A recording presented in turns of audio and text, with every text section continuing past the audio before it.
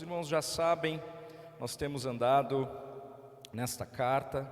Já deixa engatilhada aí, porque daqui a pouquinho nós vamos fazer uma leitura da qual você precisa estar muito atento. Então, Romanos, capítulo 4.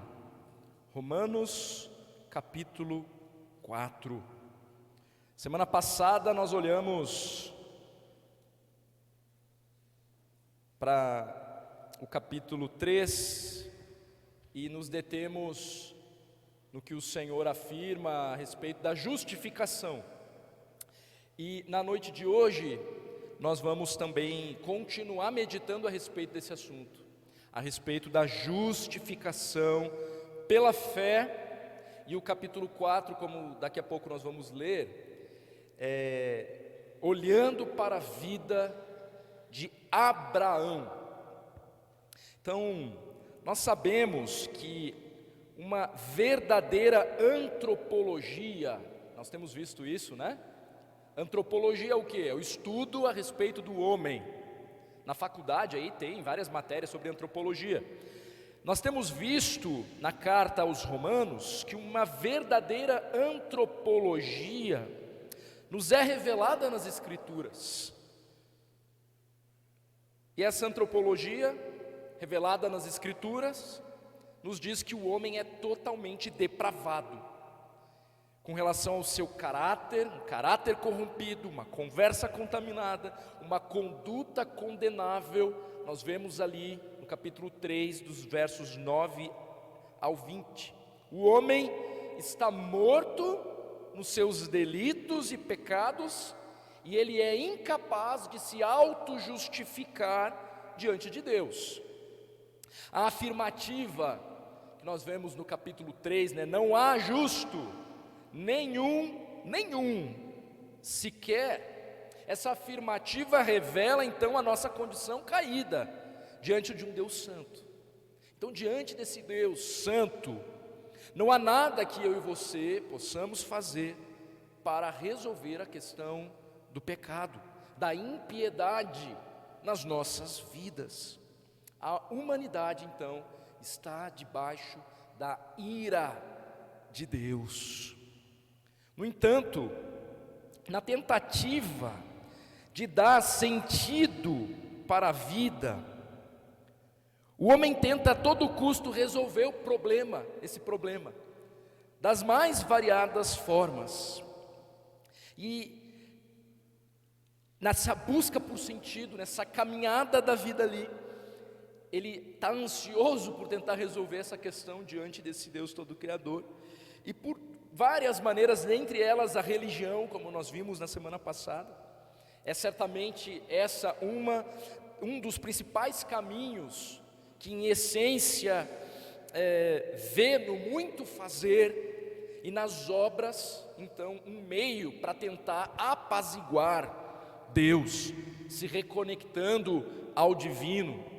Então, claro, uma pretensa conexão que se daria pelos seus próprios méritos.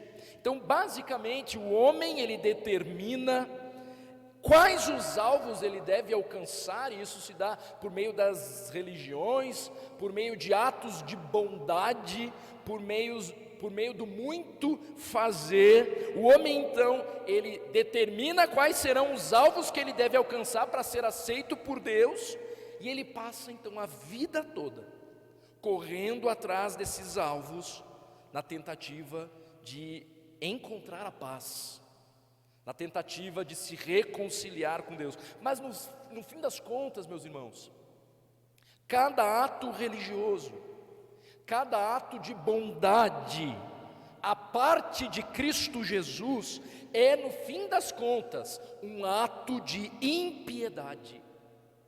Pois não há nada que o homem possa fazer, por mais nobre que venha a ser, que o faça justo diante de Deus.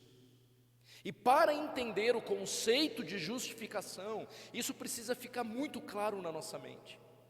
Então, nós temos que primeiro reconhecer a nossa pecaminosidade, mas eu diria que nós também temos que reconhecer que no fim das contas, essa linha aqui da nossa vida e essas tentativas de nos aproximarmos de Deus, ela está presente na nossa vida. Essa busca por tentar encontrar um caminho de reconciliação, parece que faz parte desse anseio que está no coração do homem, só que isso é insuficiente por si só. Nós temos que reconhecer isso.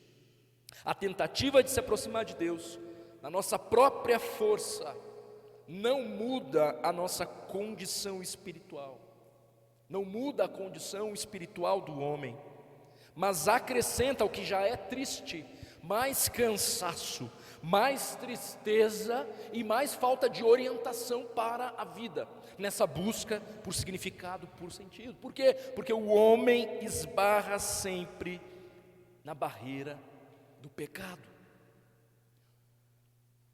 Esta barreira nós não conseguimos transpassar por meio da religiosidade, por meio das boas atitudes, por meio das boas filosofias que você possa ver para tentar encontrar sentido para a sua vida. Então, na semana passada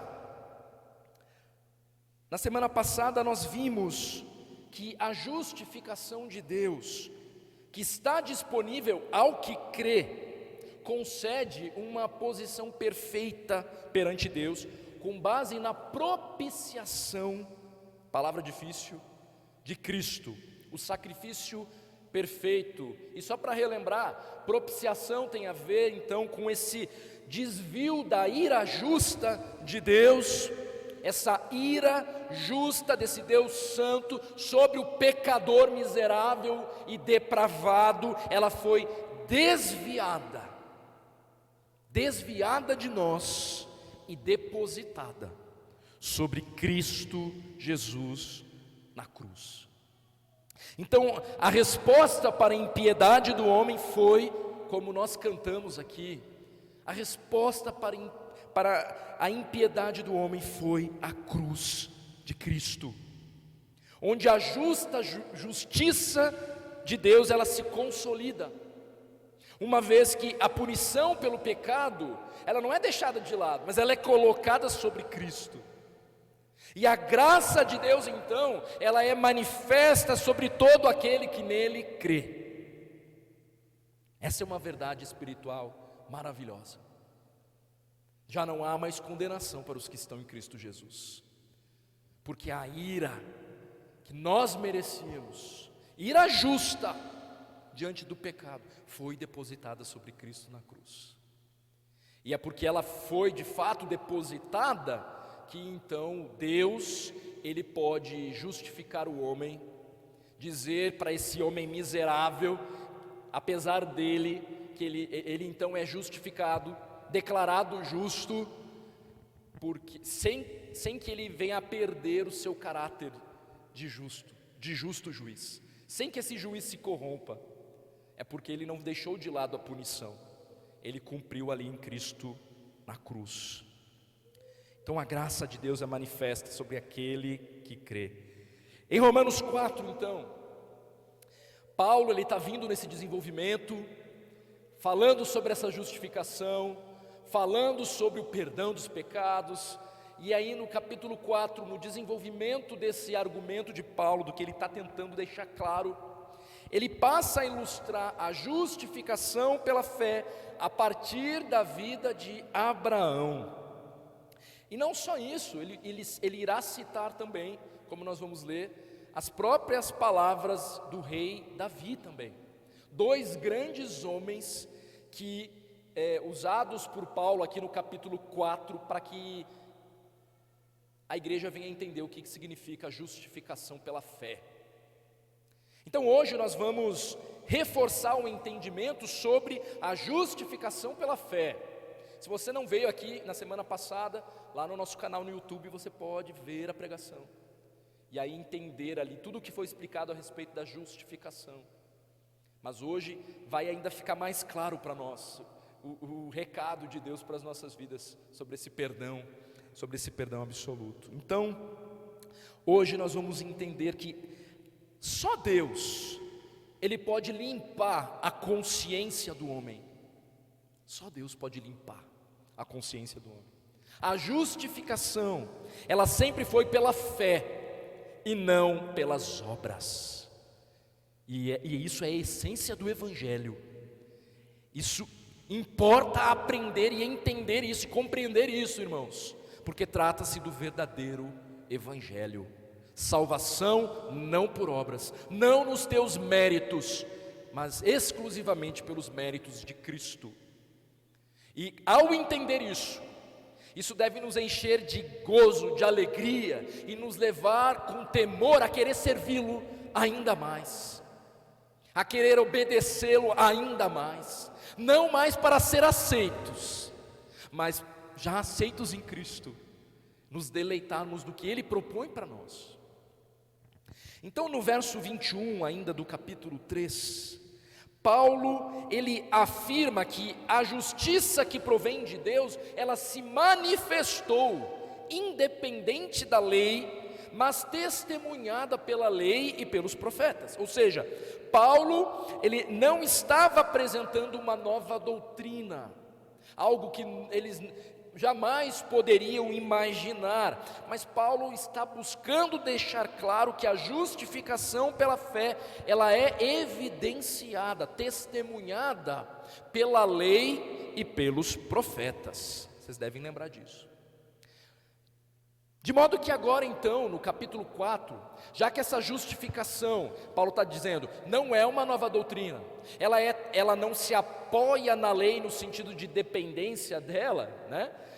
Nesse sentido, porque ninguém é salvo pela lei, ninguém é justificado pela lei, mas ela é testemunhada pela lei, a lei aponta para ela, os profetas apontam para essa justificação. E agora no capítulo 4 então, uma vez que Paulo está falando que é testemunhada pela lei e pelos profetas, ele vai lá e nos traz exemplos do Antigo Testamento, nos traz exemplos ali que estão contidos em todo esse conteúdo do Antigo Testamento.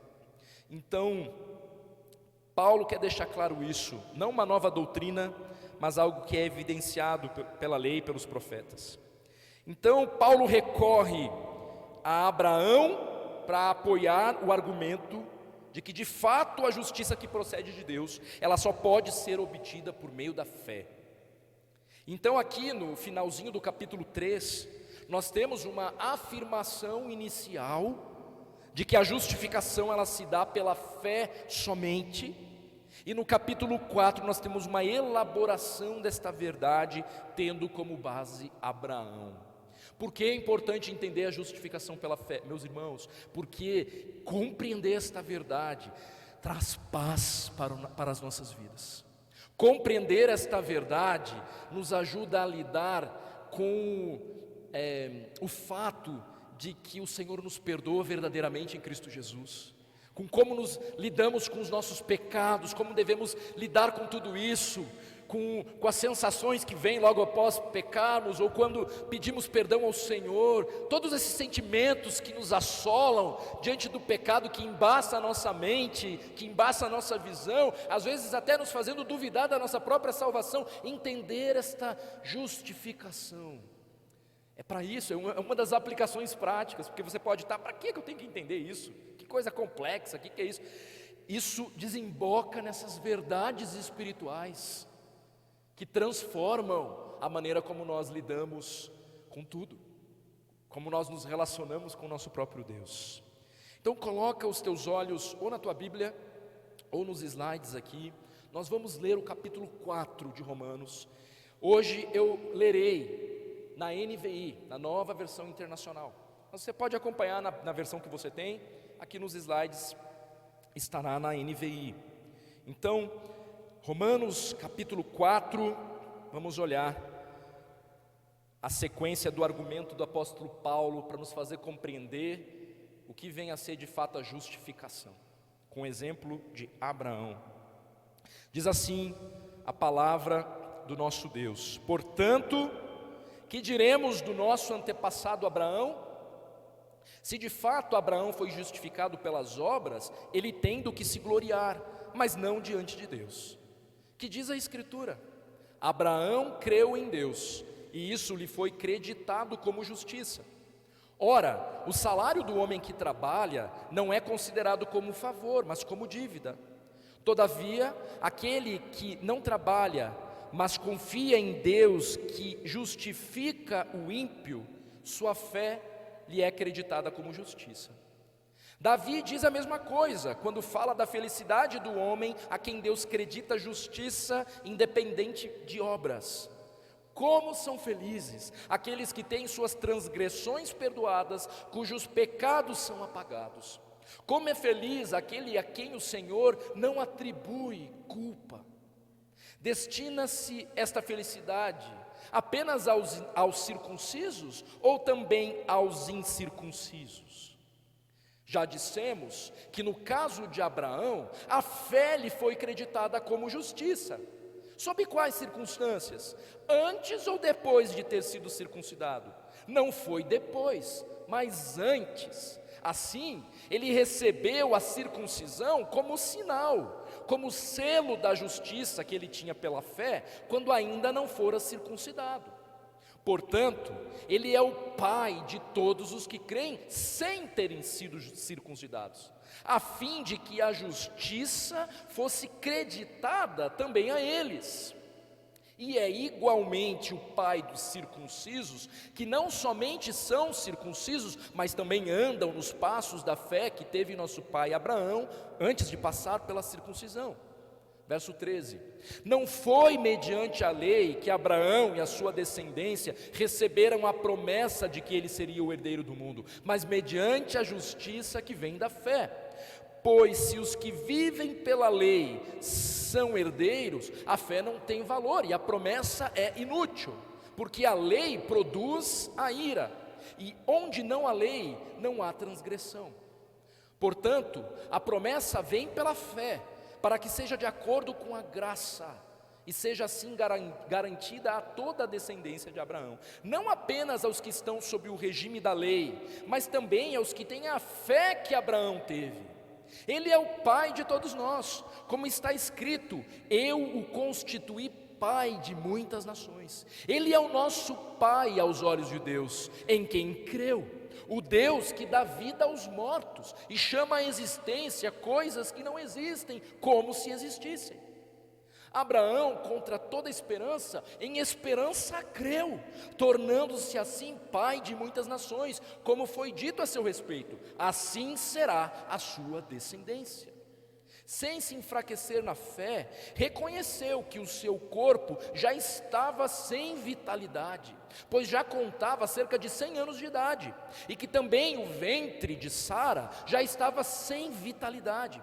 Mesmo assim, não duvidou, nem foi incrédulo em relação à promessa de Deus, mas foi fortalecido em sua fé e deu glória a Deus, estando plenamente convencido de que ele era poderoso para cumprir o que havia prometido. Em consequência, isso lhe foi também creditado como justiça. As palavras "lhe foi creditado" não foram escritas apenas para ele, mas também para nós, a quem Deus creditará justiça, para nós que cremos naquele que ressuscitou dos mortos, a Jesus nosso Senhor. Ele foi entregue à morte por nossos pecados e ressuscitado para a nossa justificação. Até aqui a palavra do nosso Deus. A escolha de Paulo por esse personagem não é aleatória. Abraão, ele era reverenciado pelos judeus como o pai do povo judeu. Ele era tido e é tido em alta estima pelos judeus. Os judeus tinham em mente que Abraão havia, no entanto, obedecido a Torá de uma forma antecipada até. Essa era a ideia, o conceito que os judeus tinham a respeito de Abraão, homem íntegro, e ele até obedeceu de uma forma antecipada a Torá, porque enquanto Abraão está vivendo, ainda está em formação, está começando a origem ali daquele povo, ou seja, falta muito tempo ainda para surgir Moisés e para surgir a lei, Então o povo tinha esse entendimento, mas Abraão, ele obedeceu por antecipação, até mesmo antes da instituição da lei, E aí, qual é a mentalidade então do povo ali? Eles tinham uma ideia de que Abraão tinha sido justificado por suas obras. Ou seja, na mente dos judeus, Abraão era um exemplo de justificação através das obras, especialmente porque depois nós vamos ver, inclusive, um momento em que ele é circuncidado e tudo mais. Na história de Abraão não acontece isso. Em Romanos 4, nós acabamos de ler, Paulo ele nega que Abraão tenha sido justificado pelas suas obras. Gênesis 15, versículo 6, como nós veremos, aparece como um ponto central no argumento da justificação de Abraão, sendo a fé e não as obras os meios da justificação. Então, olhando para o texto que nós acabamos de ler, os argumentos para a justificação pela fé na vida de Abraão, e não só ele, naturalmente para todo o que crê, porque o próprio texto vai dizer que é o mesmo princípio que se aplicou sobre Abraão, se aplica a todo aquele que crê, pode ser estruturado então de que maneira, meus irmãos? Eu quero propor isso aqui também, considerando então que a justificação, ela não é o resultado nem de obras, dentro de uma ideia sinergista, nem por meio, a justificação nem se dá por meio de rituais, e nem por meio da observação da lei. Os primeiros 15 versículos que nós lemos nos permitirão olhar para estas verdades sobre o que a justificação não é. Então, primeiro, a justificação ela é sem obras. Os versos 1 a 8 nos permitem constatar que a justificação ela não se dá pelas obras. Sinergismo, essa palavra, tem a ver com a ideia do esforço humano. Escuta, fala sobre sinergismo, tem a ideia de esforço humano, em conjunto, junto com a graça divina para alcançar o favor divino. Paulo está combatendo isso e nesse capítulo 4. Paulo quer deixar claro que o muito fazer do homem não tem valor justificatório diante de Deus. Mas irmãos, lá no nosso íntimo, não parece que a gente está o tempo inteiro lutando contra esse sentimento?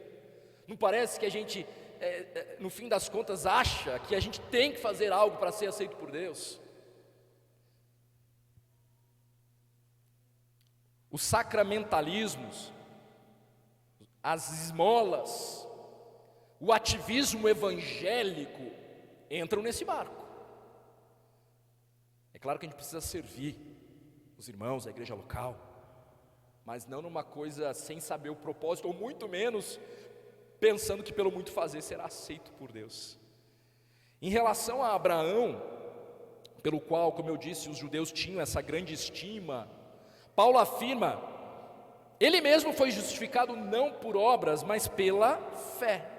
Versículo 2, se de fato Abraão foi justificado pelas obras, ele tem do que se gloriar, mas não diante de Deus.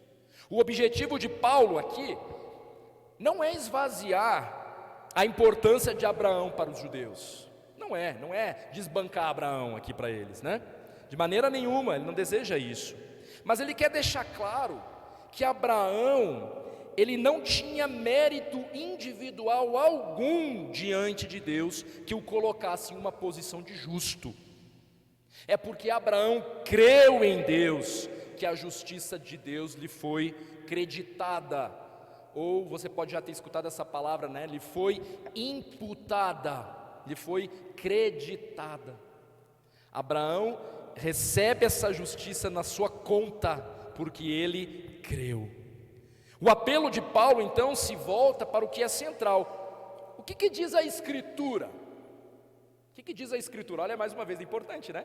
Quando a gente está tentando argumentar e tudo mais, o nosso argumento precisa se consolidar com as Escrituras. Os apóstolos estão o tempo inteiro mandando o povo, olhem para a Bíblia, vamos olhar para a Bíblia aqui, vocês estão com dúvida? Vamos olhar para a Bíblia aqui. O que diz a Escritura? E qual é a Escritura do apóstolo Paulo? Antigo Testamento. Não é? Qual é a Escritura do Senhor Jesus? O Antigo Testamento. O que diz a Escritura? Então Paulo convida os seus leitores a se voltarem não para a tradição, ou para o que se pensava a respeito de Abraão segundo a tradição, mas ele convida os seus leitores a se voltarem para a orientação que tem de falta autoridade, as Escrituras. E aí então ele cita Gênesis 15, versículo 6. Gênesis 15, versículo 6. Abraão creu em Deus, e isso lhe foi creditado como justiça. Gênesis 15, versículo 6, nada nos diz sobre obras. Nada nos diz sobre obras. Paulo ele baseia o seu argumento então no fato de que a fé que Abraão possuía estava em primeiro lugar. E Paulo então deseja destacar que a fé é que foi levada em conta, e não as obras de Abraão, mas a fé que foi levada em conta. E assim comprova então que Abraão não foi justificado por obras. E aí numa mentalidade ali dos judeus até que argumentavam que não, mas não tinha lei, mas ele obedeceu por antecipação.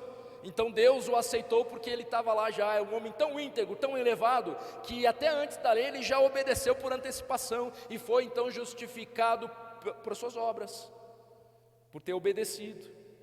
Mas Paulo está deixando claro, Abraão creu, e isso lhe foi creditado como justiça. Paulo deseja destacar que foi a fé que foi considerado aqui, não a justificação por obras, não tendo então motivo para gloriar-se. Nos versos 4 e 5, ele dá uma ilustração, ele ilustra mais aqui esse texto, ele vai falar dessa relação de trabalho, de salário, né? Paulo faz aqui uma referência ao salário como a consequente obrigação que o empregador precisa, né, pagar ao trabalhador. Não é isso? Não é assim que funciona? Então quem trabalha, o salário é tido como uma dívida, né? Então quem tem empresa aqui sabe muito bem que cada fechamento de mês você tem uma dívida, que é pagar todos os funcionários. Você tem que honrar esse pagamento ali. Mas eles merecem esse pagamento, né? Eles merecem não é um favor. O empregador, quando está pagando o salário, ele não está fazendo um favor. Então Paulo está utilizando esse argumento aqui. O salário do homem que trabalha não é considerado como um favor. E aí ele faz no versículo 5, né? Todo aquele que não trabalha, mas confia em Deus. Claro que ele não está dizendo para que a pessoa não trabalhe, não tem nada a ver com isso, mas ele está fazendo um contraste, afirmando que se Abraão houvesse prestado a Deus algum serviço, alguma espécie de serviço religioso, né, exemplar, Deus até teria a obrigação, talvez ali, de remunerá-lo com a salvação. Mas foi muito diferente disso. Abraão não prestou serviço nenhum, mas ele foi considerado então justo, sem fazer nada, além de simplesmente confiar em Deus. Então Abraão ele foi considerado justo pelo fato de crer na promessa divina. E qual era essa promessa? De fazer dele uma grande nação. E aí ele crê. Pois como o verso 5 continua, aquele que não trabalha, mas confia em Deus, que justifica o ímpio, sua fé lhe é acreditada como justiça. E perceba aqui que de alguma maneira Paulo ainda está deixando claro que, se a gente traçar um paralelo aqui, está colocando Abraão na categoria de ímpio mesmo, de pecador, de modo que Deus não tinha nenhuma obrigação de justificá-lo. Isso ocorre exclusivamente pela graça e sem obras. Ou seja, a lógica do argumento basicamente é que aquele que trabalha para ganhar salvação, entre aspas, né, faz de Deus um devedor. Agora, uma vez que Deus não é devedor de ninguém, quem é salvo pela fé, esse sim, ele é devedor de Deus e glorifica a Deus. Então, irmãos, aqui Paulo está querendo, com esses contrastes, com esses paralelos que ele tenta traçar, nesses exemplos que ele está dando aqui, de que Abraão, ele foi justificado não pelo seu caráter, não pelas histórias que a gente conhece a respeito dele, né, de obediência, até quando manda sacrificar o filho, ele vai lá, mas antes de tudo isso, antes de sair da parentela, Abraão crê, né, numa promessa de Deus. Há uma aliança do Senhor aqui com Abraão, incondicional, O Senhor promete algo para Abraão, independente de qualquer coisa. E Abraão crê. Ainda nesse primeiro bloco, Paulo ele se volta para as palavras de um outro personagem significativo no Antigo Testamento. Que personagem é esse? Verso 6. O rei Davi.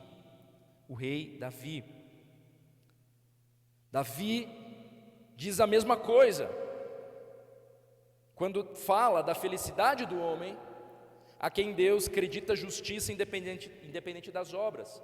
Como são felizes aqueles que têm suas transgressões perdoadas, cujos pecados são apagados. Como é feliz aquele a quem o Senhor não atribui culpa.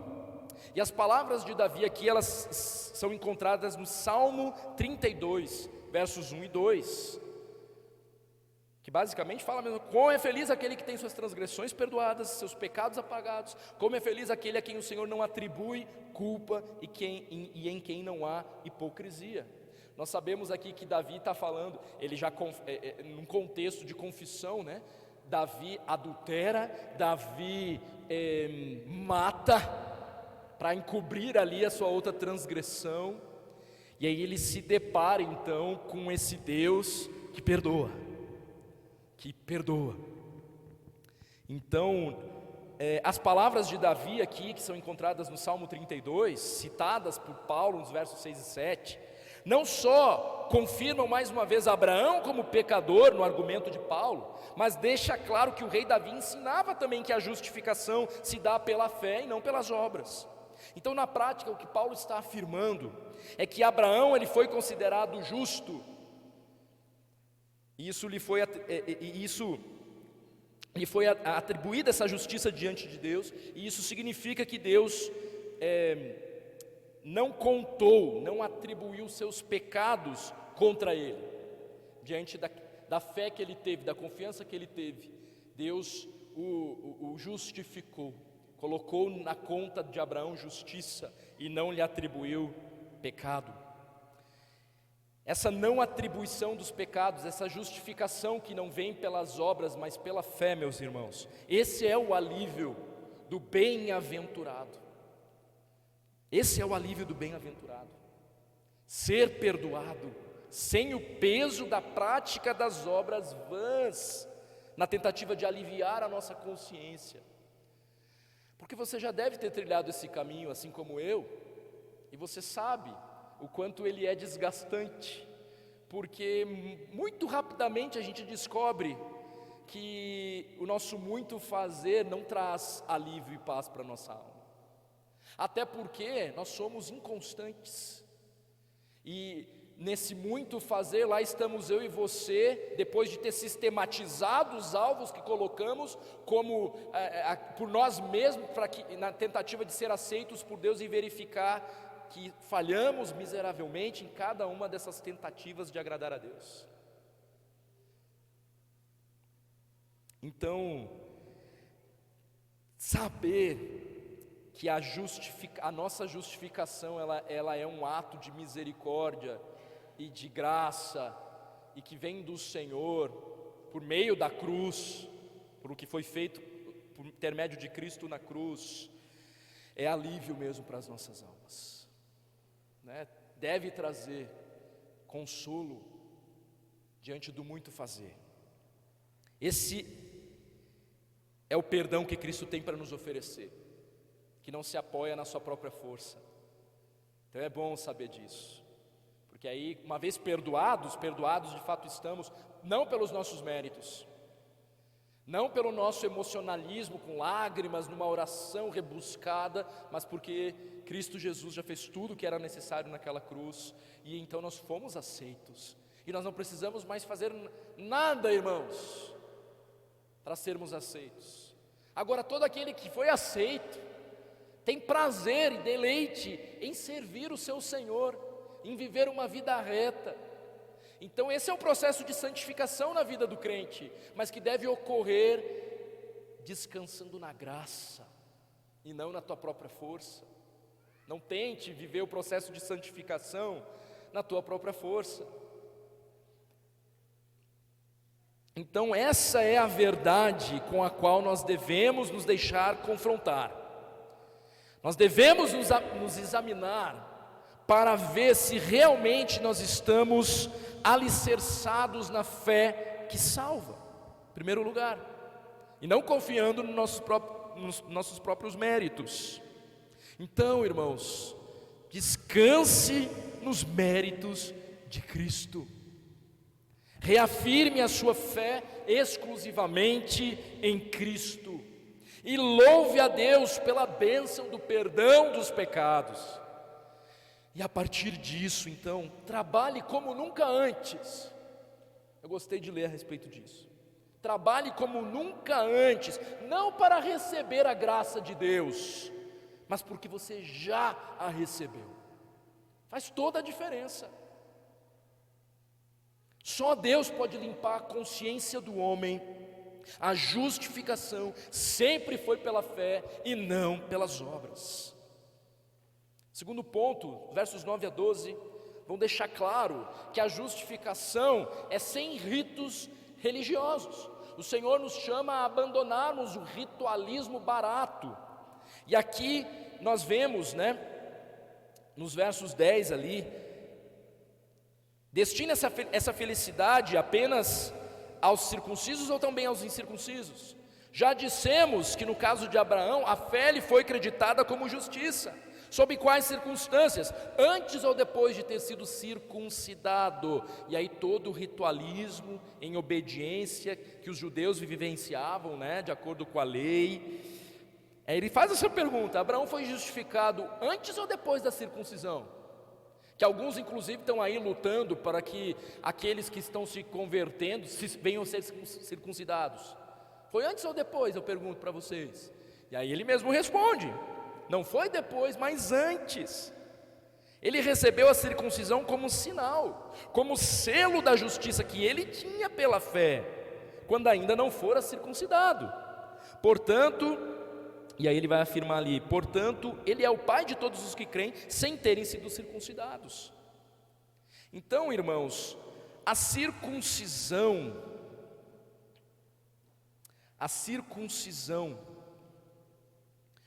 como Paulo mesmo afirma, era um sinal, um selo da justiça,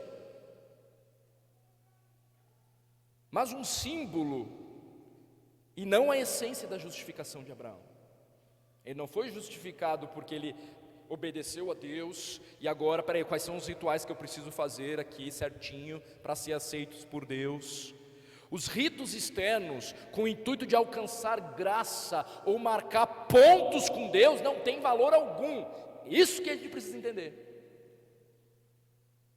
Deus não está olhando lá do céu, vamos ver, quem fez devocional? 10 pontos para você que fez devocional. Quem foi na igreja aí domingo? Mais 15 pontos para você. Nós não estamos numa gincana com o Senhor, para no final chegar o grande dia, Ele ver quantos pontos você marcou. Ok, pode entrar.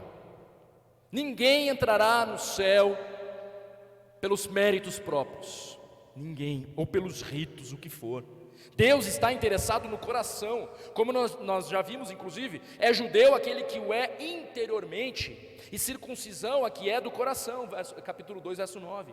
Então Paulo, é claro que ele não está retirando a importância da circuncisão como um selo distintivo para o povo judeu, mas ele deixa claro aqui, como está sublinhado ali, a fé lhe foi creditada como justiça, não depois da circuncisão, mas antes. Paulo irá então destacar que quando Abraão, tido como o pai dos judeus, foi salvo, ele era na verdade um gentil incircunciso. Então a circuncisão era apenas a exteriorização de um relacionamento espiritual já existente. Veio depois, e no caso de Abraão, irmãos, veio bem depois, no mínimo 14 anos depois, entre ele ser chamado e crer, e isso lhe ser creditado como justiça, e ocorrer a circuncisão de Abraão, ocorre no mínimo 14 anos, porque os judeus ainda vão entender que é um período ainda maior, 29 anos depois da sua justificação pela fé, é que ocorre o sinal pela circuncisão na vida de Abraão. E aí Paulo está questionando então os judeus ali do seu período ali, Vem cá, vocês estão se firmando em ritos? Deixa eu te perguntar, vocês estão se achando superiores aos outros? Deixa eu te perguntar, Abraão foi justificado antes ou depois da circuncisão? Não antes, mas depois. E isso faz dele, adivinha, pai dos gentios. Pai dos gentios. Pai dos que não são circuncidados também. Mas ele também é o pai dos que foram circuncidados. Ou seja, ele é o pai de todos. Ele é o pai de todos. Irmãos, nós temos que ter em mente uma aplicação aqui, que nenhum cerimonial físico causa mudanças espirituais por si só.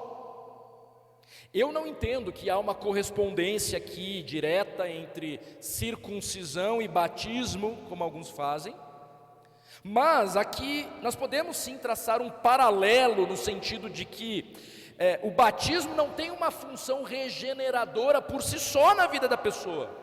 Não há algo místico que ocorre no batismo, bem como também nós não devemos encarar a ceia com um misticismo ritualístico.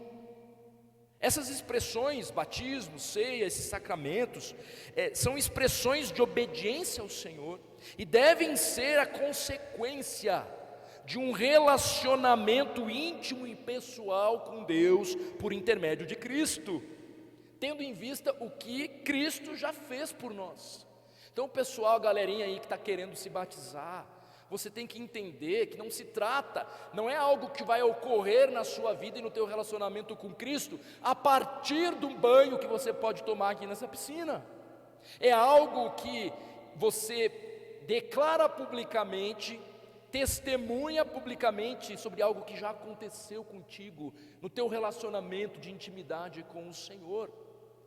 É por isso que os pais precisam ser zelosos quanto a isso e não permitirem que os seus filhos acabem só tomando um banho de piscina aqui, que não fique correspondente com uma fé verdadeira e legítima de algo que já ocorreu nos seus corações. Eu costumo brincar, quer tomar banho de piscina, o SESC está aqui do lado, é ali que toma banho de piscina, porque no batismo nós precisamos ter evidências de salvação genuína e verdadeira, em pessoas que não têm confiado nos seus próprios méritos, mas nos méritos de Cristo, e que não vão confiar em meros ritos, para que a partir de ritos sejam então aceitos por Deus.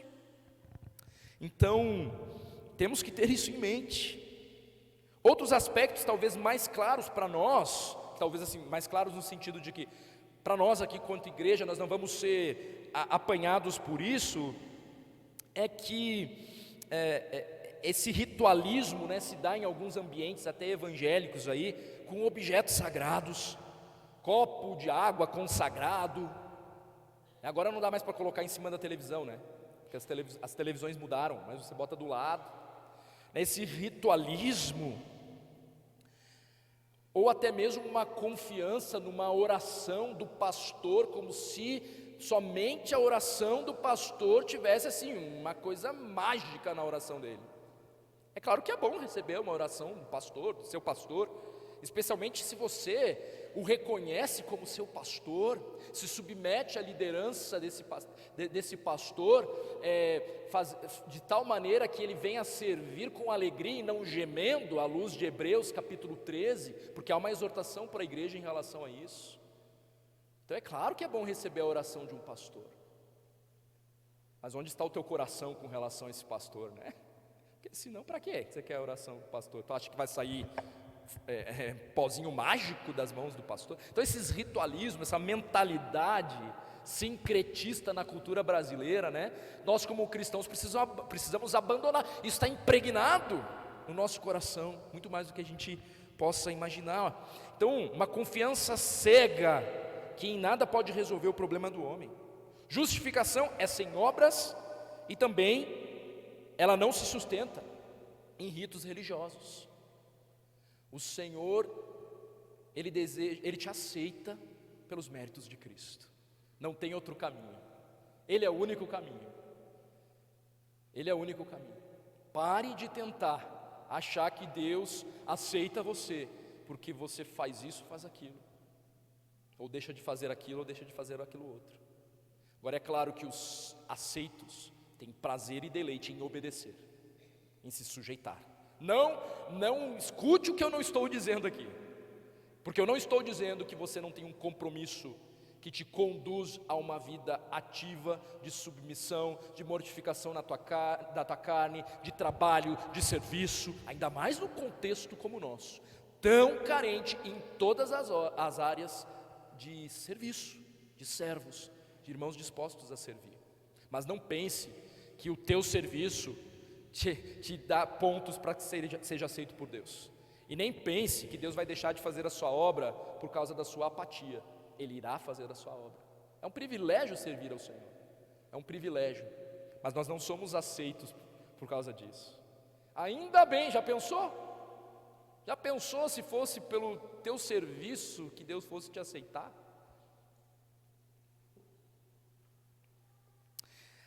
Então, meus irmãos, a amplitude dessa justificação, aqui nesse segundo bloco, né? A justificação de Deus, essa amplitude também é importante a gente considerar. Amplitude em que sentido?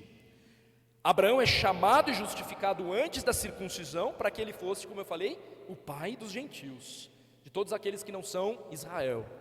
Mas ele também é o pai dos judeus, pois ele foi marcado com o sinal da justiça de Deus, né? A circuncisão.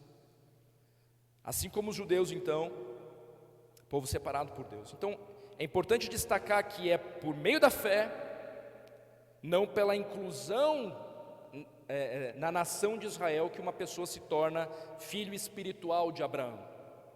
Quando eu estou dizendo que ele é o pai do gentio e o pai do Abraão, eu ainda estou reconhecendo essa distinção, que nós podemos perceber essa distinção entre gentios e Israel na carta aos Romanos.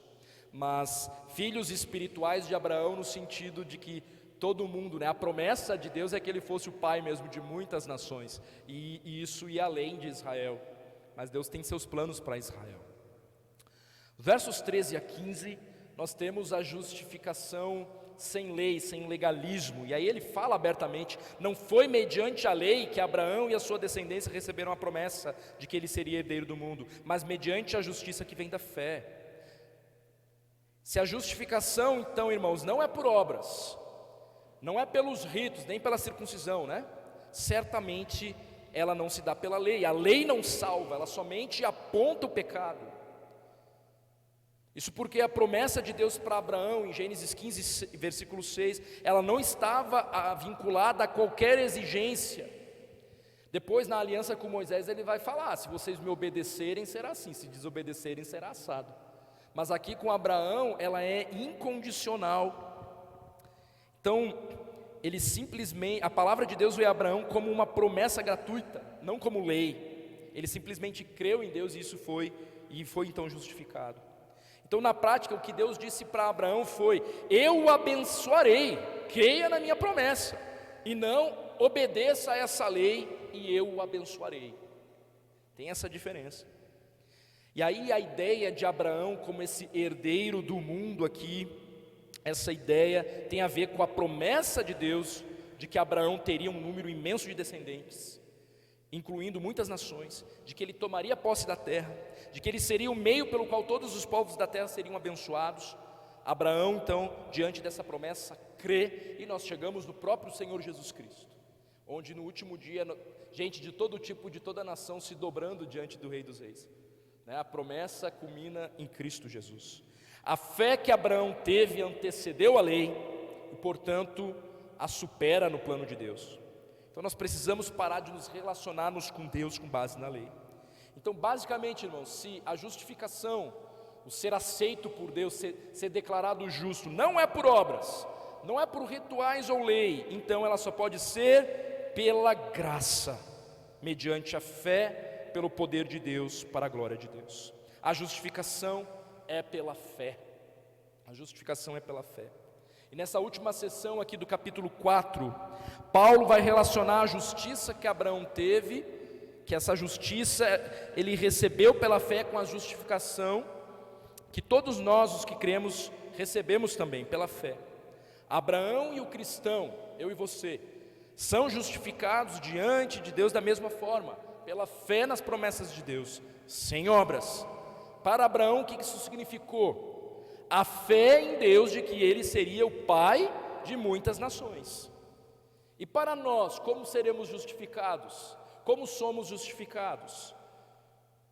Para o cristão, a fé em Deus e na promessa de que a morte e a ressurreição de Jesus foram suficientes para nos perdoar e para nos justificar diante de Deus.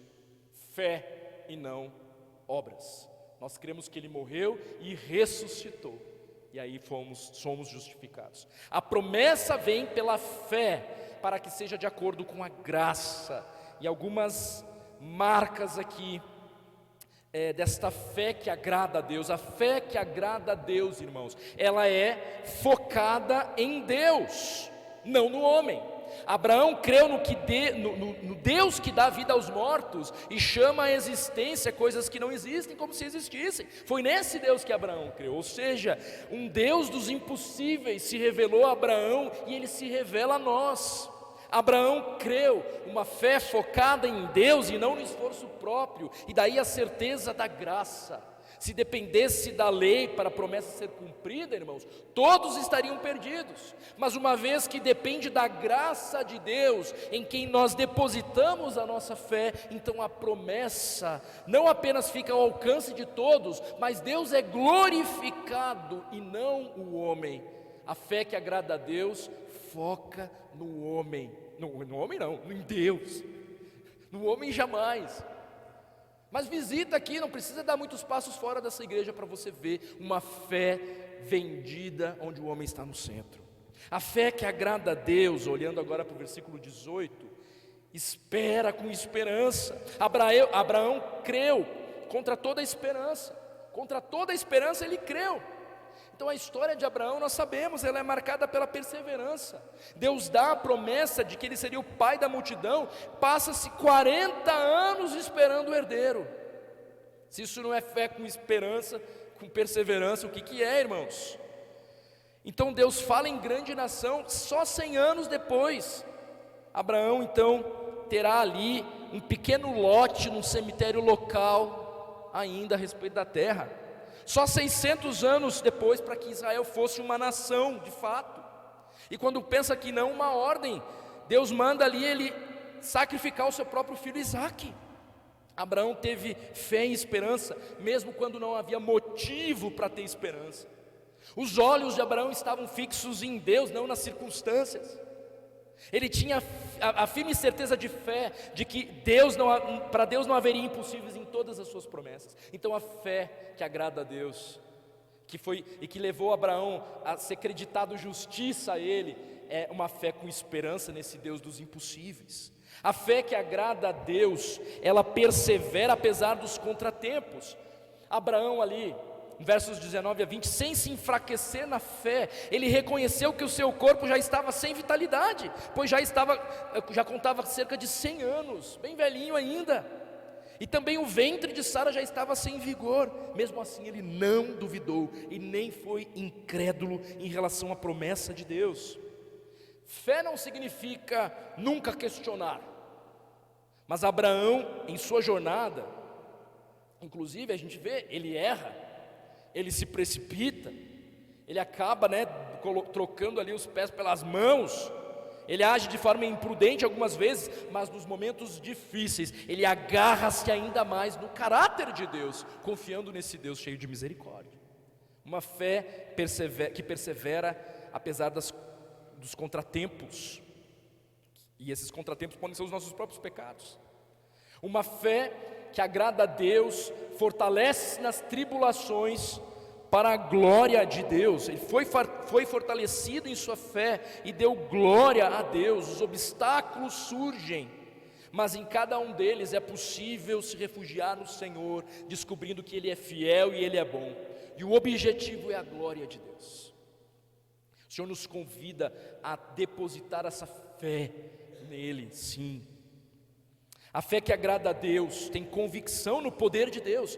Verso 21, estando plenamente convencido de que Ele era poderoso para cumprir o que havia prometido. A fé é a certeza das coisas que se esperam, a convicção de fatos que não se veem. Hebreus 11:1, como lemos no início do culto. Abraão creu, irmãos, e como resultado isso lhe foi imputado como justiça. O cristão também recebe desta justiça, quando crê naquele que ressuscitou dos mortos a Jesus, o nosso Senhor, versos 24 e 25. Ele foi entregue à morte por nossos pecados e ressuscitado para nossa justificação. Nós cremos nisso, e isso é creditado então à nossa conta, uma justiça, a justificação do Senhor. A fé que agrada a Deus se volta em plena confiança, meus irmãos, para Ele. Só Deus pode limpar a sua consciência, a consciência do homem. A justificação é somente pela fé. O nosso pecado foi imputado, colocado na conta de Jesus, que pagou a minha sentença, a sua sentença. E a justiça de Jesus foi imputada em mim, em você, pela sua ressurreição, quando Ele ressuscita ali. Então Paulo prova, nesse capítulo 13, capítulo 4, que a justificação sempre foi pela fé, e não pelas obras, por toda a Bíblia, através da promessa de Deus para Abraão. E nós devemos, meus irmãos, então, considerar os nossos caminhos. Deus nos chama para uma fé verdadeira, fé que salva, e a fé salvífica é essa fé que depende única e exclusivamente dEle, uma fé que não se apoia nas obras, nos ritos ou na lei.